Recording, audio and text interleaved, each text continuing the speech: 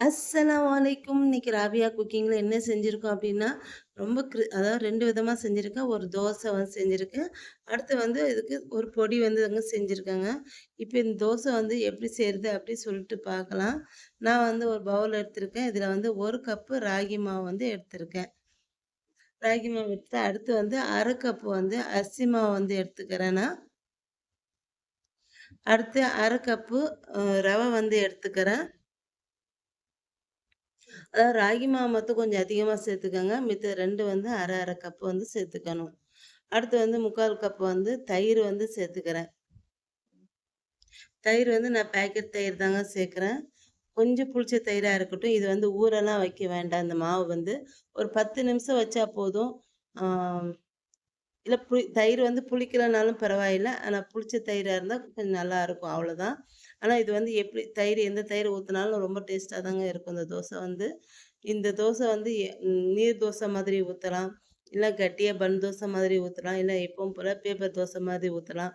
எப்படி ஊத்துனாலும் இந்த தோசை வந்து நல்லா கிரிஸ்பியா நல்லா இருக்கும். இப்ப இந்த தயிர் ஊத்துனதுக்கப்புறம் இதில வந்து தண்ணி ஊத்தி நல்லா கரைச்சுக்கங்க. தேவையான அளவு உப்பும் சேர்த்துட்டு நல்லா கரைச்சு வச்சிரணும். இது வந்து கரைச்சிட்டு ஒரு 10 நிமிஷம் வச்சுடுங்க. 10 நிமிஷத்துக்கு அப்புறம் இது வந்து கொஞ்சம் இந்த ரவை சேர்த்துருக்கிறதுனால கொஞ்சம் இறுகிடும். ஆ அதுக்கப்புறம் கொஞ்சமா தண்ணி ஊத்தி நல்லா மெல்ட் பண்ணிக்கணும். திரும்ப கொஞ்சம் பாருங்க இது 10 நிமிஷத்துக்கு அப்புறம் இது நல்லா கெட்டி ஆயிட்டுருக்கு. இந்த ரவை சேர்ந்ததுனால நல்லா இறுகிடுச்சு மாவு வந்து. இப்ப இதுல வந்து திரும்ப நான் வந்து கொஞ்சம் வந்து தண்ணி வந்து ஊத்தி நல்லா கரைச்சு விட்டுக்கிறேன்.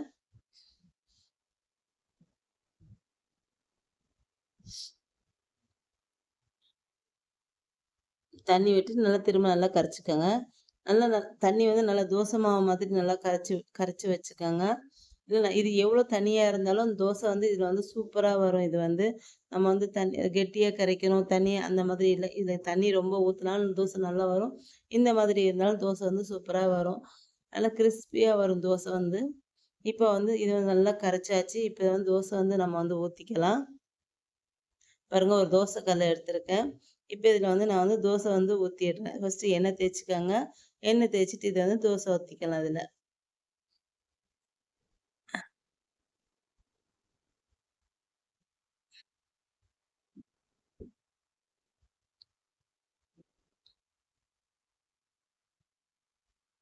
இது திருப்பி எல்லாம் போட வேண்டாங்க. மீடியம் ஃப்ளேம்ல வச்சுட்டு நல்லா முருக விட்டுருங்க தோசைய வந்து. பாருங்க. இந்த மாதிரி நல்லா மொறு மொறுன்னு தோசை வந்து வரும். இது சூப்பரா இருக்கும் தோசை வந்து. இதே மாரி எல்லா தோசையும் இந்த மாதிரி போட்டு எடுத்துக்கங்க. பாருங்க தோசை வந்து ரெடி ஆயிடுச்சு. நல்லா கிரிஸ்பியா நல்லா இருக்கு தோசை வந்து. இது வந்து ரொம்ப ஆரோக்கியமான தோசையும் கூட. என்னோட இதே மாரி இந்த தோசை வந்து பிடிச்சிருந்தா லைக் அண்ட் கமெண்ட் ஷேர் பண்ணிக்கங்க. இப்ப இந்த தோசைக்கு வந்து சூப்பரான ஒரு பொடி வந்து 3 பொருள்ல வந்து செஞ்சிருக்கோம். இது பாருங்க பார்க்கவே நல்லாருக்கு இந்த பொடி வந்து. ஆனா நல்லா காரமான பொடி. ரொம்ப காரம் சேர்க்காதவங்க வந்து இந்த பொடி வந்து சாப்பிட வேண்டாம். இப்ப இந்த பொடி எப்படி செய்றதுன்னு சொல்லிட்டு பார்க்கலாம். நான் ஒரு 9 காஞ்ச மிளகாய் 9, 10 காஞ்ச மிளகாய் எடுத்திருக்கேன். ஒரு 10, 12 பூண்டு எடுத்திருக்கேன். ஒரு கைப்பிடி நெறைய வந்து கருவேப்பிலை வந்து எடுத்துக்கிறேன். புளி வேணுங்கிறவங்க சேர்த்துக்கங்க. நான் வந்து புளியெல்லாம் சேர்க்கல. இப்ப இந்த பொடிக்கு எப்படி செய்றதுன்னு பார்க்கலாம். ஒரு பாத்திரத்தில வந்து நான் எண்ணெய் வந்து ஊத்தியிருக்கேன். இது எண்ணெய் ஊத்திட்டு ஃபர்ஸ்ட்டு காஞ்ச மிளகாய் வந்து மீடியம் ஃப்ளேம்ல வச்சு வறுத்து எடுத்துக்கங்க. ரொம்ப கருகிடக்கூடாது. கருகாம வறுத்து எடுத்துக்கங்க. இது வந்து ரொம்ப காரமா இருக்குங்க. காரம் பிடிக்காதவங்க கண்டிப்பா இது வந்து சேர்க்க வேண்டாம் அந்த பொடி வந்து. இப்ப இது வறுத்தாச்சு. இப்ப இத எடுத்தரலாம். இப்ப இதுலயேட்டு கருவேப்பில ஒரு கைப்பிடி நிறைய கருவேப்பில வறுத்து எடுத்துக்கிறேன். கருவேப்பிலைய வந்து நல்லா முருக வறுத்து எடுத்துக்கங்க. இதையும் மீடியம் ஃப்ளேம்லயே வச்சு வறுத்து எடுத்துக்கணும் இந்த கருவேப்பிலையும்.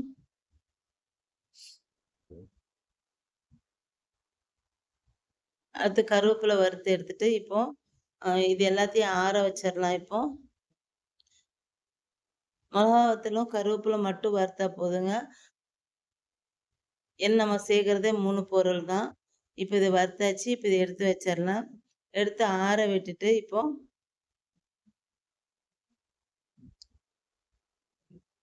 புளி சேர்க்கிறதா இருந்தா சேர்த்துக்கங்க. ஆனா நான் வந்து புளி சேர்க்காம தான் செய்றேன் இது வந்து. இப்போ இது ஆறுனதுக்கு அப்புறம் இத வந்து எல்லாத்தையும் ஃபர்ஸ்ட்டு பூண்டு சேர்த்துக்கிறேன். அடுத்து கருவேப்பில, காஞ்ச மிளகா சேர்த்துட்டு, அ கொர கொ தே தேவையான அளவு உப்பு சேர்த்துக்கங்க. சேர்த்துட்டு கொரப்பா அரைச்சுக்கணும். நைஸா அரைக்கக்கூடாது இது வந்து.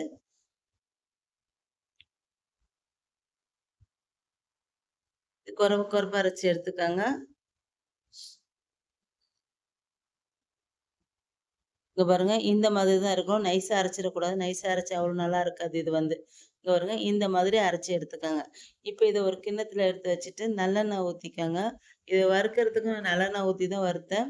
நல்லெண்ணெய் ஊத்தி நல்லா மிக்ஸ் பண்ணிட்டு, அதுக்கப்புறம் சாப்பிடுங்க. அப்படியே சாப்பிட்றாதீங்க. நல்லெண்ணெய் ஊத்தி சாப்பிடுறதுக்கு அது வந்து நல்லாருக்கும். இங்க பாருங்க நல்லெண்ணெய் ஊத்தி நல்லா கலந்தாச்சு. அவ்வளோதாங்க சூப்பரான பொடி வந்து ரெடி ஆயிடுச்சு. இன்னைக்கு என்னோட கிரிஸ்பியான ராகி தோசை, அதுக்கப்புறம் வந்து காரமான இட்லி பொடி 2 ரெடி. சூப்பரா இருந்துச்சுங்க. என்னோட இந்த வீடியோ உங்களுக்கு பிடிச்சிருந்தா லைக் அண்ட் கமெண்ட், ஷேர் பண்ணிக்கங்க. என்னோட சேனல மறக்காம சப்ஸ்கிரைப் பண்ணிக்கங்க.